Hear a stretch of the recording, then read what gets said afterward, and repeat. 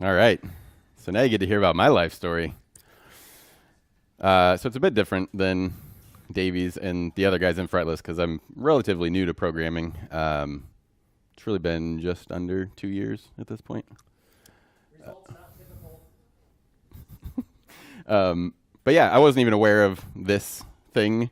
I'd been working at Fretless for several months before Davies shared this with me, and particularly shared with me that they had hired me because of the connectedness and leadership, not the technical capability, which makes sense because I'd not been programming that long. But that felt good to me because I used to be terrible at those two. So the fact that somebody hired me because of those two felt really good. So I'm going to kind of talk about, kind of what my skill set was growing up and how I found out I was terrible at those things, and then also how I eventually was able to fix that. So for most of my life, I had relied almost entirely on technical capability to get by. And it wasn't until much later that I learned the other two. So come with me on a magical journey back to 1994. Yeah. So I was a bit of an odd child. I remember going to my parents when I was 12 years old and saying, "Mom and Dad, I need to buy things. I need money. I need a job." And they said, "Well, you can't have a job. There are child labor laws." And I said, "Well, that's fine. I'll go work for myself." So I started pushing lawnmower around the neighborhood and mowing lawns for people. And I actually did that for all the way from, I think I was in 5th grade at the time, all the way through the beginning of college. And I know I told you that I use technical capability a lot, and you might be wondering what is technical about mowing. And if you ask that question, it's because you don't take your mowing seriously enough. So I remember being in class in school, and I would literally bring like mower brochures to class, and like instead of paying attention, I'd be like memorizing specs on mowers, and like studying safety regulations for lawnmowers and things like that. Like for instance, did you know that the maximum allowed blade tip speed for a lawnmower is 19,000 feet per minute? Important things to know. I would also sit in class and like draw customers' lawns from memory, and then like plan out the most efficient way to mow them. I'd be like, okay, so I can park here and start weed eating here and go around, and then I switch from here to weed eat around this tree, and then I meet back up and go around, and then I can pick up the leaf blower. And yeah, it was interesting. So by the time I graduated high school, I was mowing 60 lawns a week. And then after I was done with school, my dad was like, "So what are you going to college for?" And I was like, "I don't want to go to college. I'm making plenty of money. I don't need to go." And he's like, "Well, as long as you live under my roof, you're going to go to college." And I said, "But I moved out a month ago." And he's like, "I don't care. You're going to go anyway." I was like, "Fine, I'll go, but I'm going to do whatever takes me the least amount of time." So I ran the numbers. I had some AP credits that I could transfer in, and I figured out that chemistry would take me the least amount of time. So that was the entire reason that I chose my major in college. So after transferring some credits in and taking a couple 22-hour semesters, I graduated in 3 years. And then I was like, well, what are we going to do next? So I decided to become a wakeboarder, which seemed like the thing to do at the time. So I sold all the lawnmowers and bought a boat. And all my friends were still in their senior year of college, so I just like slept on their couches. And then when they were done with class, I'd be like, "Hey, you want to go wakeboarding?" Because I needed a driver, right? Like I can't drive the boat myself and wakeboard. But eventually they were like, "Hey man, we actually have to study. We can't just go wakeboarding with you all the time." Plus it got cold, because I don't know if you knew this, but winters in Indiana are not good times for wakeboarding. So I was like, well, I guess I'll move to Florida. So I did that. And then about that time, gas prices spiked up quite a bit, and I didn't have any income anymore, and it became costly to run a boat. So I was like, well, I guess I'll use my degree and actually be a chemist. So I worked for a couple different chemical places as a pharmaceutical chemist, and then as like a research and development chemist. Realized pretty quickly that the kind of jobs you can get with a bachelor's in chemistry are not very interesting. Like all the interesting stuff is done by people with like PhDs. It's just that with pharmaceutical regulations and FDA regulations, they have to have somebody with a degree do them, even though like anybody could be trained to do them in a couple months. So I was like, well, I guess I'll go to grad school. So I didn't really know where I wanted to go. I was like, I want to try some place cool. Maybe like an East Coast school. So I applied to Notre Dame. Turns out Notre Dame is not on the East Coast. I grew up in Indiana and did not know that it was here. I applied and got in, and then they sent me like the plane ticket to come visit the school. And I'm like, why am I flying to South Bend? That's really weird. So then I looked up where it was, and yeah, it's in Indiana. So I ended up in grad school. Did a couple years there. After a couple years of it, though, I realized, like, looking around at the other people I was in school with, some of those people like really loved chemistry, and I just did not feel that way about it. So I was like, well, I guess I'll do something different. So quit grad school, and then I got a job as a mechanical engineer, because why not? It's all math, right? And at that job, we were making biomass furnaces. So that was a lot of fun because I learned how to weld, and also we got to burn stuff every day. So that was fun. But then like the 2008 recession hit. So like a lot of companies were on pretty shaky ground financially. The one I was working for was no different. And our project was not like their main business. It was like an experimental thing they were trying out that wasn't actually making any money yet. So they weren't sure if they were going to continue it. And so I was kind of like looking around for maybe something else to do. I had bought an iPhone like a week before that, and I was like, this thing's pretty cool. I think I'll go work for Apple instead. So I quit the other job and then went to the Apple store over here in Keystone Mall and got an interview there. And when I was interviewing, they were like, well, what do you think you would want to do? I'm like, well, I'm pretty technically inclined. I think I could probably work on your technical support team. And they're like, yeah, we don't really need that right now. Could you do sales? I'm like, okay, fine, but I'm going to be in charge of your technical support team in 2 years. And they're like, whatever, here's a shirt, go sell some stuff. So it took a year and a half, but I did that. So I literally had no Apple products prior to a week before. I'd never used one. But yeah, just like used all their documentation and stuff and learned all the things. Got transferred over to the technical support team at like an entry-level position within a couple months. Worked really hard on like efficient workflows and everything.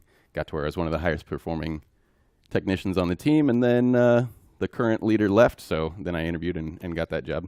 Hey, Seth, Yeah, quickly, can you change the logic board on the MacBook Pro? 8 minutes and 43 seconds, if anybody needs that. I tried to do it blindfold once. That didn't work out too well. But so anyways, I got put in this leadership position, and it was going pretty well, I thought, because we'd had no leader for a little while there. And so like things seemed to be a little bit better. And I was working really hard, so I thought things were going well. So then we had a visit from our like market director, the person who's over like a whole region. And they called me into the office, and she sat me down. She's like, maybe we made a mistake in hiring you for this position. Like, I don't think you were ready. Like, you don't seem to be a good leader for the team. And that I did not take that very well. I mean, like at the time, like, I didn't like blow up or anything. But like after I left the meeting, I was like, they probably don't know what they're talking about. I'm good at everything, right? But after I got over that, I thought about like leaving and doing something else. But then as I thought about it more, I was like, well, if somebody that qualified is telling you you're terrible at something, maybe you should listen to them. So that's my life advice number one. Is if somebody who knows what they're doing tells you you're not good at something, maybe you should listen. So then I realized if I am actually terrible at this thing, and I don't even know enough to know that I'm terrible, maybe I should ask somebody for advice. So this is where I became even aware that these other two categories existed. So I went to my direct boss and was like, hey, I know I'm not doing well. Like, what am I doing wrong? How can I get better? And, a lot of it came down to because I was so over-prepared in the technical capability, I was using that as a crutch to not do the other things.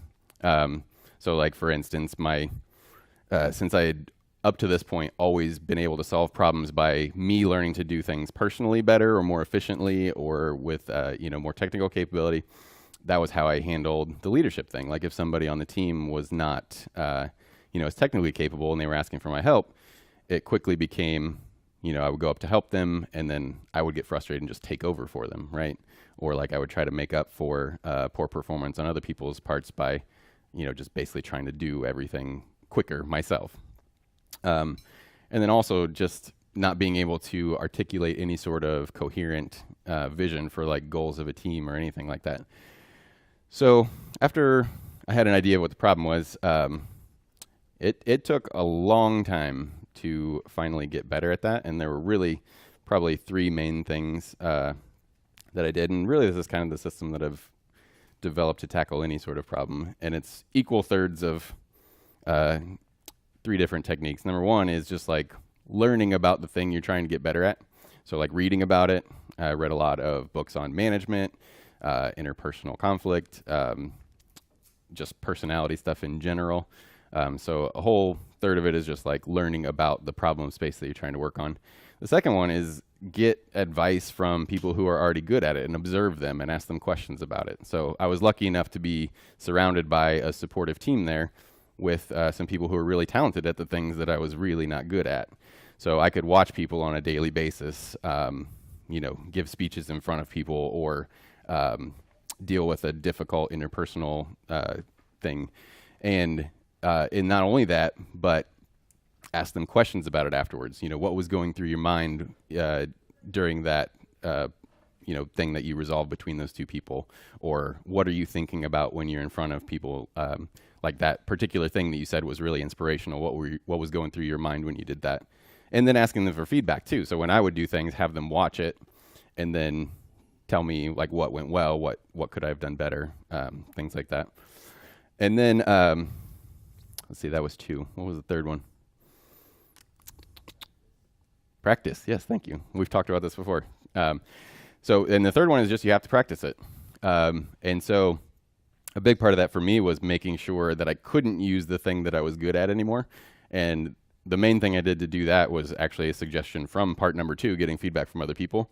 So one of my bosses was like, well, okay, so if your main problem is that you tend to take over and try to fix things yourselves, why don't we just remove the ability to do that? So he's like, here's your challenge for the day. Like, you literally can't touch anything the entire day. Like, you have to sit with your hands behind your back and use your words to do anything. So I couldn't use the things that I was good at, and I had to use the other skills and start to get better at those. And that helped a lot. And doing that consistently over time in the practice finally developed those things. So it took a long time. It took 2 years to first hear that I was not terrible at my job anymore. So that was nice. It took probably another 2 years after that to hear that I was doing a good job. And then, probably about around the 5-year mark, it was to the point where they were like, hey, we're actually going to start bringing other people here so that they can learn from the things that you're doing. And so that felt really good to finally, like I said, it took a long time, but to finally get developed to the point where I felt like I had it down at least pretty well.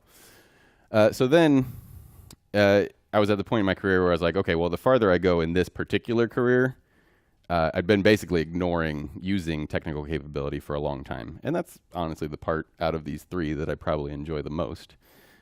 So then I was thinking, well, maybe it's time to switch careers to something where I could potentially use all 3 at the same time. So I'd always thought that I'd be probably interested in programming. So that's where I started to get into that, do some Codecademy tutorials online. I'd heard about this boot camp in town, and that's where I actually met Davey. It was a 1-week JavaScript boot camp. He sang me happy birthday, and that changed my life forever. Birthday the very first day. It was, yeah. So the first day I met Davey, I got happy birthday sung to me. It was very nice. But yeah, so then I've really enjoyed getting into just deep diving into using the technical capability again, and then also not just doing that, but staying connected with the community through meetups and things like teaching opportunities and things like that. And it's been a really fun ride. And sometimes I think back because it's sometimes a little frustrating to think like, man, how much programming would I know if I had done this from the beginning? Because like I enjoy it so much. Like, what if I had started out as a programmer? But then I think, no, you would be the stereotypical jerk programmer, like the guy in the corner that doesn't talk to anybody and like thinks he knows everything. So overall, I think it worked out pretty well. But yeah, that's how we ended up here. So, thank you all for being good students and showing up and doing the work. It's been really nice getting to know you. Keep it up.